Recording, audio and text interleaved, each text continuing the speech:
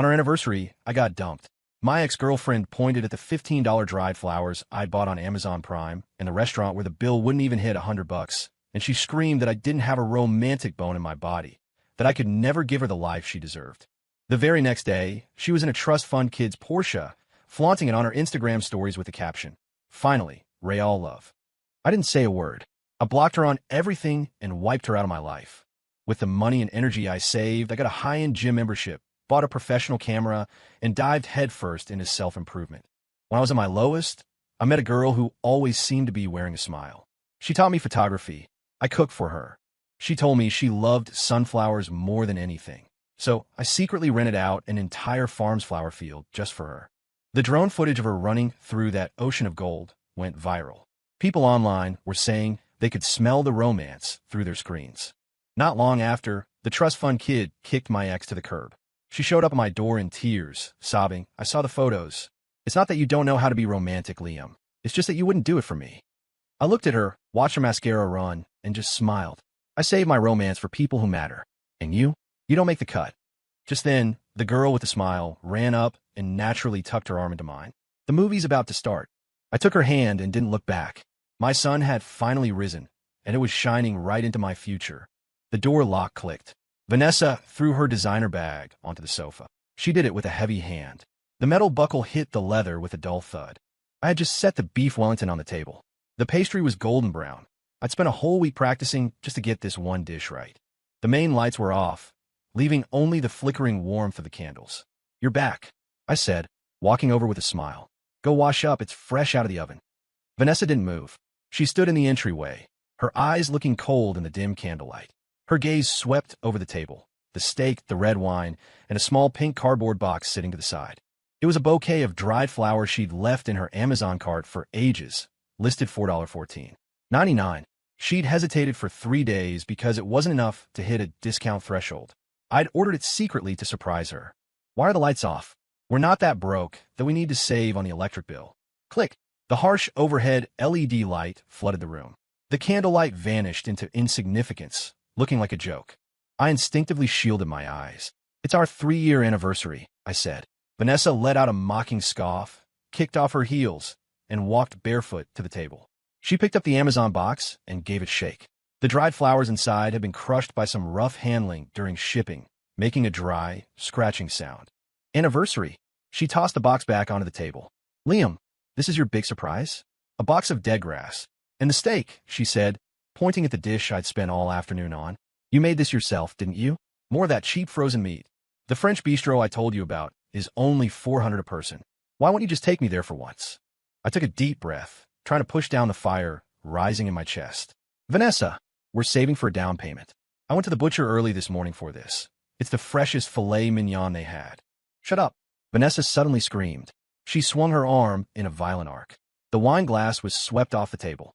Crash! The glass shattered, and the red wine pooled across the floor like blood.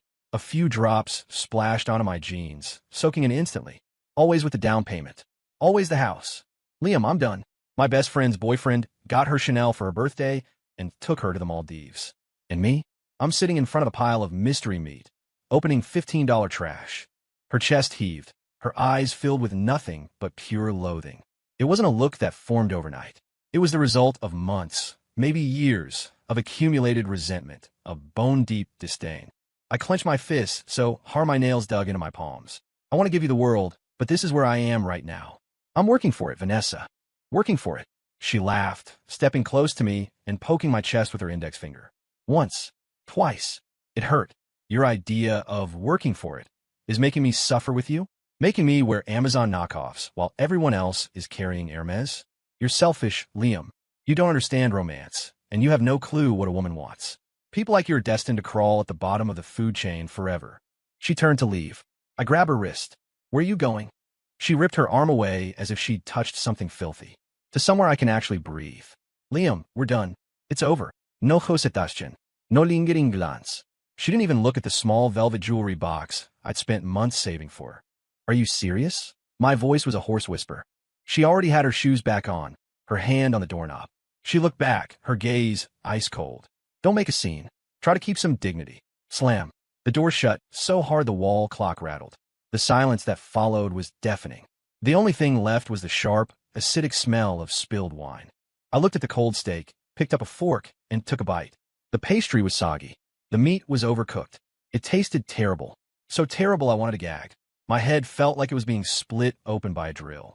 I was woken up by the vibration of my phone. A hangover is a hell of a thing. Last night, I polished off the rest of the wine and followed it with a six-pack. Empty bottles littered the floor. I fumbled for my phone and squinted at the screen. The group chat with our mutual friends was at 99 plus messages. Holy crap, who's this guy? Is he actually loaded? Vanessa didn't waste any time. Did she? Straight into a new relationship. Is that a Porsche 911? That's at least a $200,000 car. What about Liam? Anyone heard from him? My hand froze. I opened Instagram. The first post was from Vanessa, posted at 6:00 a.m. A gallery of 9 photos, each edited to perfection. The cover shot was her in the passenger seat of a car, holding a massive bouquet of blue roses. The dewdrops on the petals looked like they smelled of money. In the background, she'd accidentally framed the Porsche logo and the side profile of a man.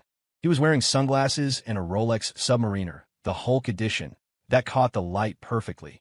The last photo was a location tag, Cloud9, the most expensive restaurant in the city, where breakfast alone costs as much as a month's rent. The caption, "This is what love is supposed to look like. Thank you, babe, for the surprise. It's nice to finally feel like a princess." Followed by 3 heart emojis. She hadn't blocked me, or rather, she'd left it open specifically for me to see. The comments were a sea of envy. "Vanessa, you look so happy. About time you traded up. The last guy was such a cheapskate. A power couple. What was the last guy?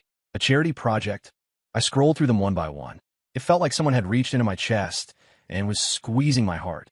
It hurt, but more than that, I felt sick. That finality last night wasn't an impulse. It was a plan. She was smiling so brightly in that man's car. I could practically hear her flirty tone. Just yesterday, she was accusing me of not being romantic. It turns out her definition of romance was just a price tag. A text popped up. It was from a buddy of mine, Chuck. "Bro, don't look at it. She's not worth it. But for real, this new guy is on another level. You didn't really have a chance. Keep your head up. Plenty of fish in the sea." I checked the Instagram post again and saw Chuck had already liked it. He'd even commented, "Congrats, V. Don't forget the little people when you're living it up." I tossed the phone onto the bed and let out a short, sharp laugh. It echoed in the empty room, a mockery of the idiot who'd spent his evening making steak. I walked to the mirror. The man looking back had a messy beard, sunken eyes, and a sallow complexion. I was wearing pilled pajamas and smelled of stale beer. This was me. This was the man Vanessa said she was ashamed to be seen with. I picked up the phone. I opened the chat with Vanessa. My last message was still there from yesterday. "Come home early tonight." No red exclamation point appeared. She hadn't blocked me yet. She probably wanted me to have a front row seat to her new life. I tapped the settings. Block. Delete. Then I did the same on her phone number, TikTok, and Venmo. Every link to her was severed. Then I went to the group chat. Leave group. If they want to watch a show, they could do it without me. I threw the phone back on the couch. The world went quiet. But I knew this was just the beginning. The fire in my chest wasn't going out. It was roaring. The humiliation crawled through my veins like venom. "You think I'm poor? You think I'm a loser? Fiend. Vanessa, I'm going to make sure you know exactly what you walked away from." The apartment was full of her ghosts. The double toothbrushes in the bathroom.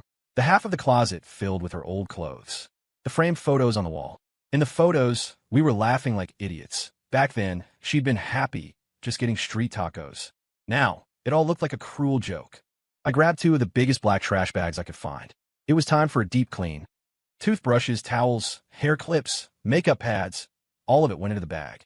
I ripped the clothes out of the closet. That pilled matching hoodie I'd worn for 3 years that she'd stopped wearing months ago, tossed. Deep in a drawer, I found a velvet box. I opened it. A silver necklace with a tiny diamond chip. I'd saved for 3 months for this. I meant to put on her myself last night. Now, looking at that diamond, it just looked like a piece of broken glass. I wanted to smash it. My hand stayed in the air for a moment, then I stopped. It wasn't worth it. Wasting an emotional outburst on someone like her. Even breaking things felt like a waste of energy. I tossed the necklace and the box into the trash bag. Finally, I went to the photo on the wall. Rip.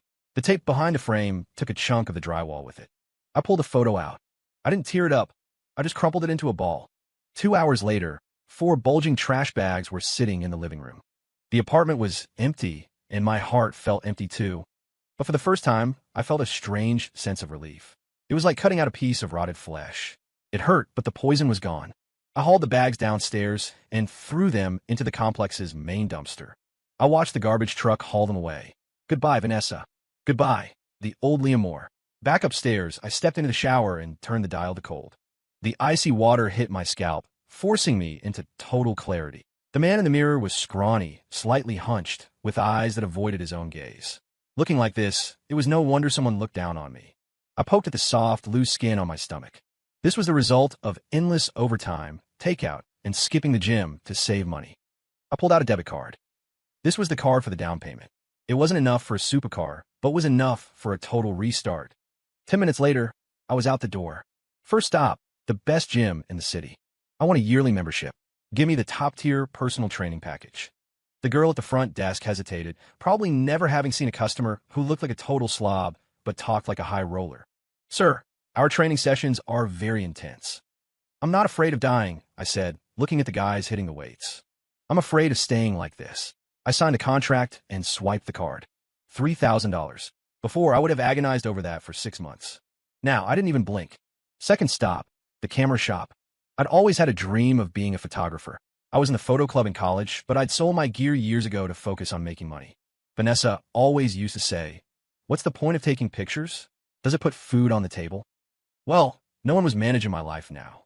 I pointed to the latest full-frame mirrorless camera in the display case and the heavy telephoto lens next to it.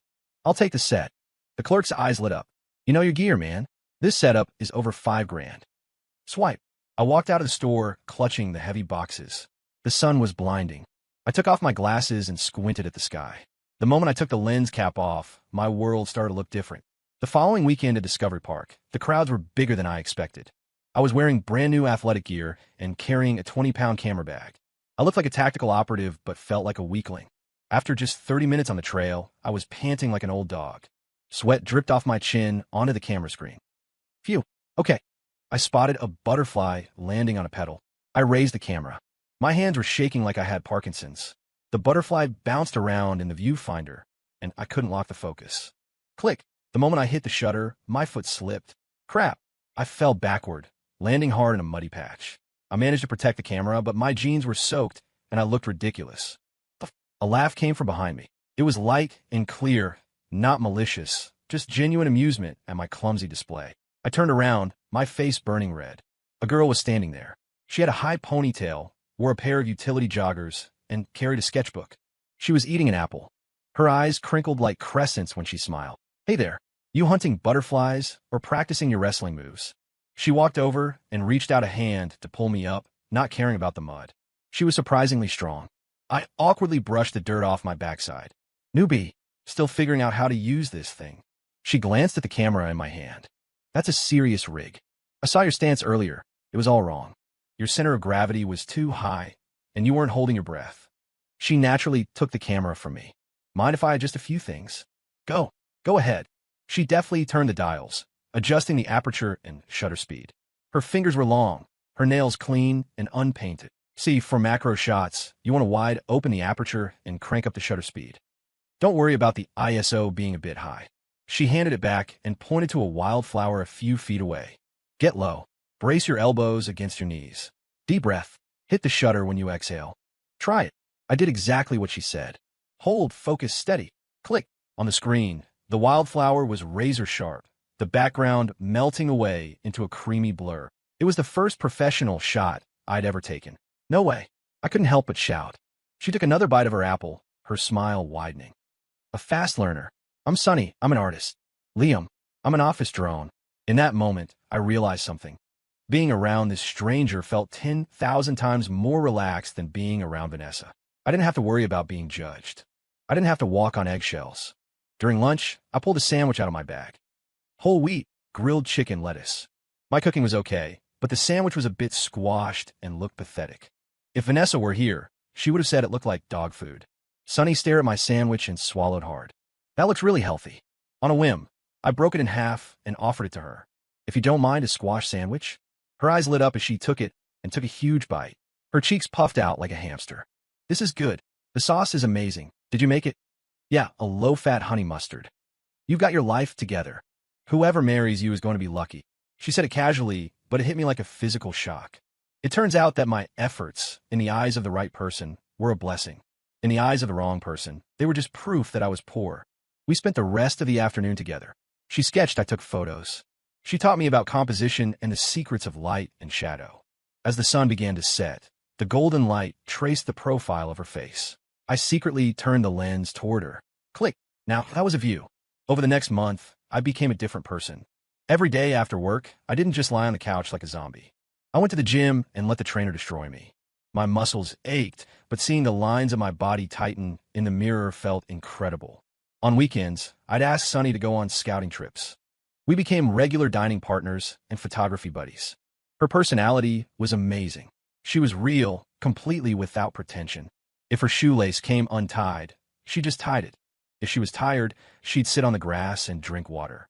She'd stop to feed a stray cat or drag me into a dead sprint for half a mile just to catch a rainbow on camera. With her, I saw a world I'd never noticed before. I realized life wasn't just about mortgages and car payments. It was about sunsets, dewdrops, and a vibrant life on a street corner. One day, to thank her for the photography lessons, I invited her to my place for dinner.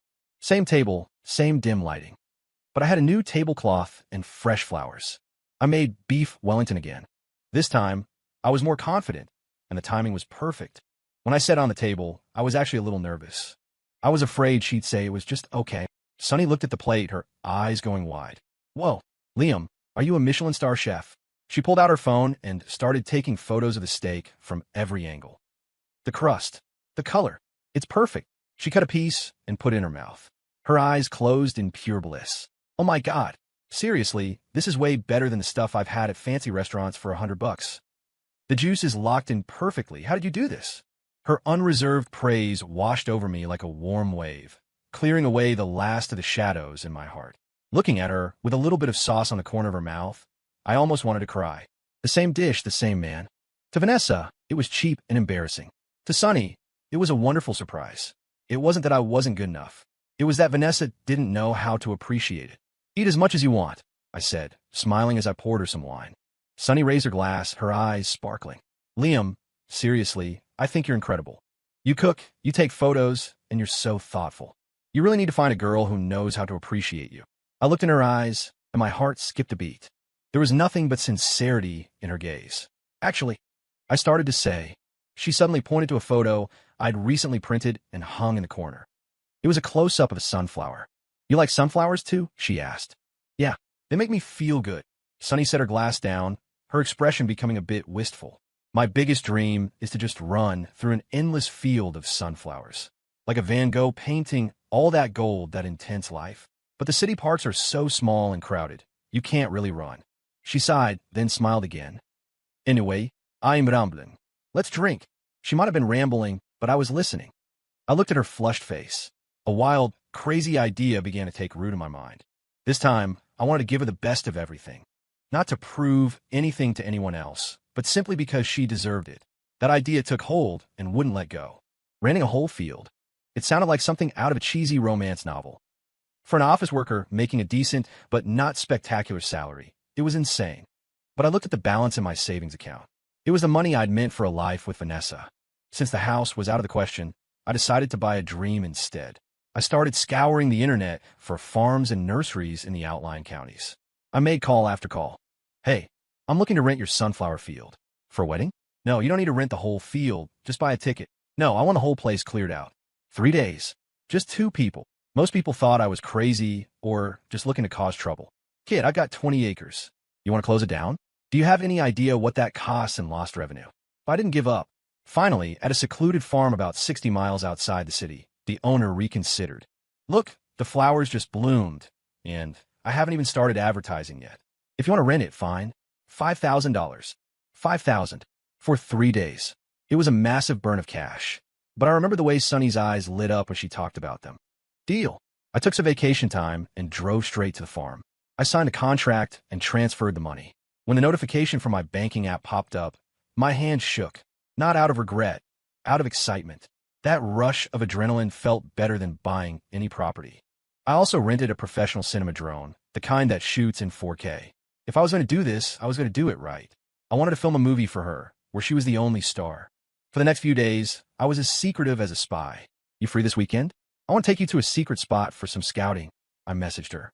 Sunny replied instantly. I'm in. Are you bringing snacks? The best snacks. Trust me. Friday night, I barely slept. I rehearsed the shots in my head 1,000 times.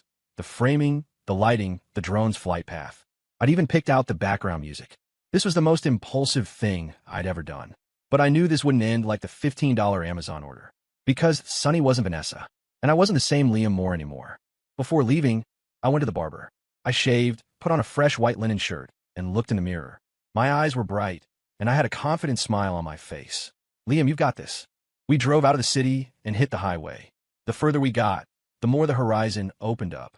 Sunny was in the passenger seat, humming along to the radio. Where are we going? Why so mysterious? You'll see when we get there, I said, keeping the surprise. 2 hours later, I turned onto a dirt road. Tall stalks of corn lined the path, blocking the view. Almost there, I pulled the car over and took out a blindfold. Put this on. Do you trust me? Sunny blinked, then took the blindfold with a laugh. I trust you. It's not like you're going to sell me off, right? She reached out her hand for me to lead her. Her hand was soft and warm.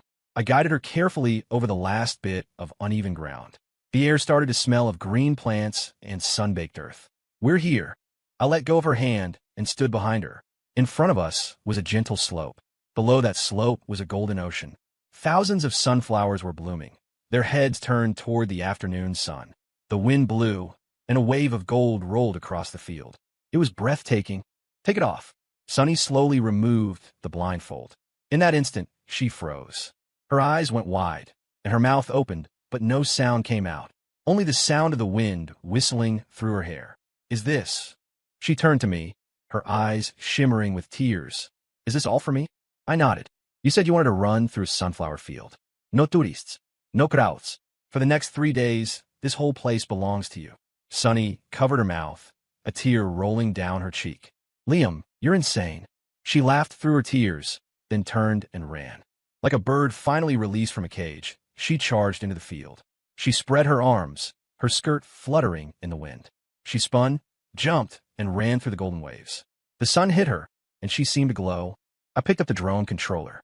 The drone took off into the air. On the screen, she was the only focus.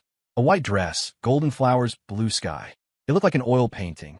I picked up my camera and started firing off shots, capturing her laughter, the way she looked back at me, the stray hairs across her face, the sweat on her brow.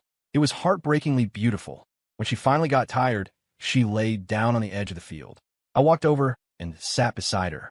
She turned her head to look at me, her eyes reflecting the blue sky in my own face. Liam, this is the most romantic thing anyone has ever done for me. It's worth 10,000 times more than any Chanel or Hermes. She leaned in and gave me a soft hug. She smelled like sunlight. Thank you.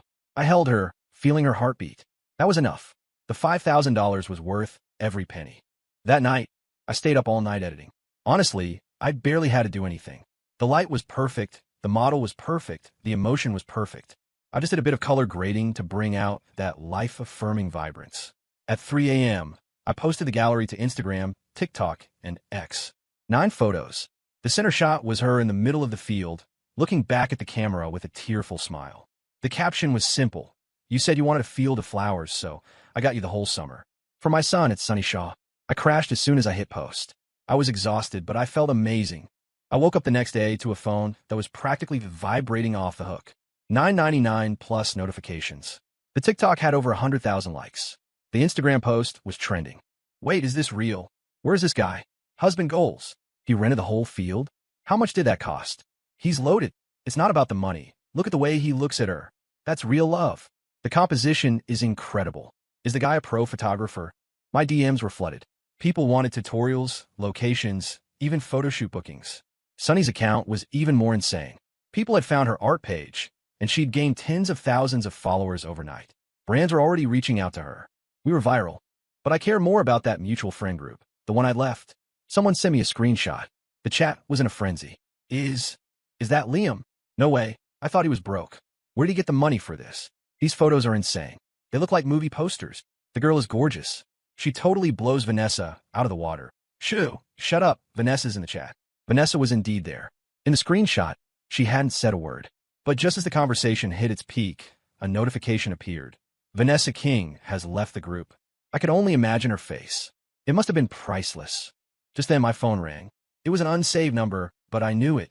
I'd known those digits for 3 years. Deleting them didn't mean I'd forgotten them. I watched the number flash on the screen. I didn't answer. I muted the ringer and flipped the phone face down on the table. I went back to editing. My time was expensive now. I didn't have any to waste on people who didn't matter. Vanessa was getting desperate. When I didn't answer, she started using burner accounts to comment on my TikToks. LOL, it's all a show. Probably took out a loan to look rich. She looks like a total gold digger. Some guys get a little money and forget the person who was there from the start. I didn't even have to do anything. The internet did the work for me. Where did this salty hater come from? They look great together. Why are you so mad? The person there from the start? You mean the ex who's clearly losing her mind? Watching the internet justice play out was hilarious. Vanessa, you're pathetic. 2 days later, her best friend, the one who'd praised the rich kid's Porsche, messaged me on WhatsApp. I accepted it just to see what kind of drama they were cooking up. Friend, Liam, you're getting pretty famous, huh? A regular influencer. Me, get to the point. Friend, nothing much. It's just that Vanessa hasn't been doing well lately. That rich guy, he wasn't serious. He was just playing her. He dumped her 2 days ago and even took back the bags he gave her. Turns out they were fakes. Vanessa's been crying for days, talking about how good you were to her. I looked at the screen and laughed out loud. Dumped? Makes sense. The trust fund kid wasn't stupid. Once he was done, he tossed her out. Only an idiot like me would have treated her like a queen. The friend continued, so, is this new girl serious? She doesn't seem as pretty as Vanessa, and she lacks that certain class. Vanessa says if you're willing to apologize, she's willing to give you another chance. Give me a chance? The sheer audacity was staggering. I typed back. Actually, in my eyes, Sunny is 10,000 times better than her. Also, don't mention that name to me again. It's bad luck. Tell her to save that chance for her next life. Send. Block. But I knew Vanessa. She wouldn't stop until she hit a wall. She couldn't stand losing, but more than that, she couldn't stand seeing someone she'd looked down on living a better life than her. That kind of gap in status is harder to take than a death blow. She was going to come for me. I was counting on it. And sure enough, on Friday after work, I saw her in the lobby of my office building. In just 2 weeks, she looked like she'd aged 5 years. Her hair was still curled, but looked dry and unkempt. Her makeup was thick, but it couldn't hide the dark circles under her eyes. She wasn't wearing designer labels anymore, just a plain trench coat. She wasn't even carrying a purse. Her hands were twisted together, looking fidgety. When she saw me, her eyes lit up and she rushed toward me. Liam. Her voice was shrill, making people stop and stare. I frowned. Do you need something? Vanessa reached out to grab my sleeve. I stepped back. Her hand caught nothing but air, and she stood there awkwardly. The tears started immediately. Liam, don't be like this. I am sorry. I really know I messed up. She was crying like a tragic heroine. Before, I would have crumbled. Now it just felt like a bad performance. That jerk lied to me. The car was a rental. The watch was a knockoff. Even the bags were fakes. He just wanted to get me in a bed, and then he kicked me out. He called me a gold digger. He said I was dirty. She sobbed her accusations, her makeup smearing across her face. The goddess was gone. She was just a bitter woman who'd been used and discarded. My colleagues were starting to whisper, I didn't want to be part of this circus. Are you done? If so, move. I said coldly. Vanessa froze. She clearly hadn't expected me to be this heartless. The desperation in her eyes turned into a toxic mix of spite and interrogation. Liam, how can you be so cruel? We were together for 3 years. You're just going to stand there while people treat me like this. She suddenly pulled out her phone and shoved it in my face. It was the photo of the sunflower field. And this. You said you had no money. You said we had to save for a house. What is this then? This must have cost thousands. It turns out you did have the money. You just didn't want to spend it on me. You've been lying to me this whole time. Did you already have her lined up? Were you looking for an excuse to dump me? The logic was staggering. She was trying to pin her own infidelity on me. She was trying to frame her greed as my deception. I looked at her twisted face and felt a wave of pity. I had once humbled myself to the dirt for this woman. What a waste. Lying to you? I finally looked her in the eye. My gaze was as calm as if I were looking at a stranger. Vanessa, for 3 years, you had my debit card. I lived on $20 a day, so you could buy bags and makeup. This money? This was my half of the down payment after we broke up. I didn't lie to you. I just stopped being your doormat.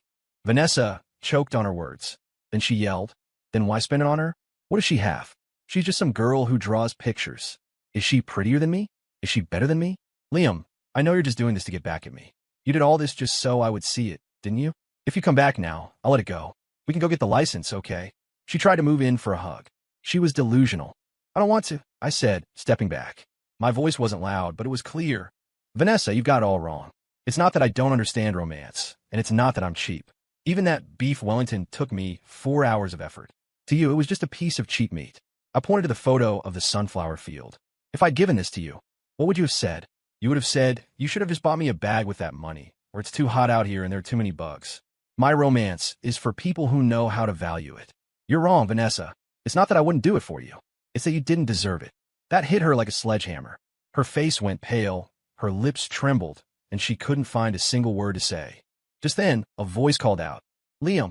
Sunny was running across the lobby, carrying her sketchbook and wearing a simple white t-shirt and jeans. She saw Vanessa. She paused for a split second, but didn't stop. She ran straight to me and naturally tucked her arm into mine. She even gave Vanessa a polite nod. Did I keep you waiting? I'm craving gourmet tacos today. She looked up at me, her smile bright and her eyes full of trust. The contrast was brutal. One was a bitter, tear-streaked ex with ruined makeup. The other was a glowing, talented, confident woman. Vanessa watched Sunny's hand on my arm, the spot she used to treat with such indifference. Now it was a dream she could never reach again. The light in her eyes finally went out. It was like her spine had been removed. She just seemed to slump into herself. I didn't look back at her. I turned to Sunny, my expression softening. Tacos it is. We're getting extra guacamole. I led Sunny away. This time, I didn't look back. Behind us, I could hear Vanessa's muffled sobs growing fainter and fainter until they were gone. The taco place was lively and warm. Sunny was eating with gusto, her forehead beaded with sweat. She handed me a taco. That was her, wasn't it? I paused. Yeah. She looked kind of miserable, Sunny said softly. There was no mockery in her voice, just a quiet observation. Everyone has to pay for the choices they make, I said, taking a bite. Let's not talk about her. It'll ruin the food. Sunny smiled, her eyes turning into those perfect crescents. You're right. Moving on. By the way, Liam, that brand saw our photos. They want us to do a shoot under the stars. In Zion National Park. They'll sponsor the whole trip. She waved her fork excitedly. The stars, Liam. A sky full of the Milky Way, where it feels like you can just reach out and grab one. Do you want to go? I looked at her, and a warmth spread through me. If this had been Vanessa, she would have said, Zion, it's far, it's dusty, and I'll get a sunburn. Can't we just have the cash? But Sunny said, reach out and grab the stars. That was the difference. Let's do it, I said, taking her hand across the table. Wherever you want to go, we're going. I want to take the most beautiful photos of you under those stars. Sunny squeezed my hand back, her face flushing. It's not just about the photos. What else? It's about the future, she whispered, her face turning red as she looked back down at her food. Outside, the night was gentle. The city lights were glowing. I looked at the girl in front of me, watching her shine with her own dreams. I knew I'd made the right bet. Even though I'd lost everything once, winning this one time was enough. All the mistakes and the losses were just clearing the path, so I could find her. My sun had finally risen, and it wasn't going down. Story complete.